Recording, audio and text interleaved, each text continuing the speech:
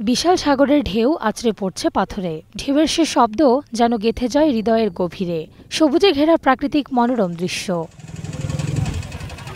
ভ্রমণ পিপাসুদের জন্য এই এক নতুন গন্তব্য। এটি চট্টগ্রামের সীতাকুণ্ডের দক্ষিণ বাঁশবাড়িয়ায় অবস্থিত আকিলপুর সমুদ্র সৈকত। ঢাকা-চট্টগ্রাম মহাসড়ক থেকে মাত্র ৩ কিলোমিটার পথে এগোলে দেখা মেলে সৈকতের। এ পর্যটন স্পটে ভিড় করছেন হাজারো পর্যটক। আকিলপুর বিচে বাড়ছে দিন দিন পর্যটকদের আনাগোনা। নয়নাভিরাম প্রাকৃতিক সৌন্দর্যের কারণে মূলত দর্শনার্থীদের কাছে এই সমুদ্র সৈকত বেশ জনপ্রিয় হয়ে উঠেছে।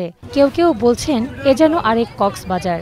অনেক ভালো লাগছে। অনেকদিন যাবতীয় আসার প্ল্যান ছিল, কিন্তু ফাইনালি আজকে আসা হলো আর কি। সমুদ্র দেখতে ভালো লাগছে।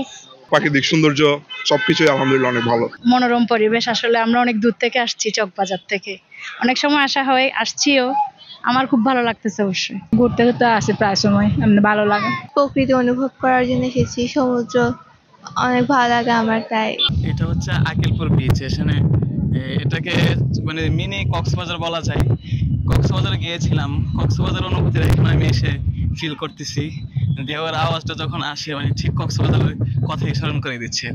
যোগাযোগ ব্যবস্থা ভালো হওয়ায় এই সমুদ্র সৈকতটি পর্যটকদের কাছে একটি অন্যতম ভ্রমণ গন্তব্যে পরিণত হয়েছে।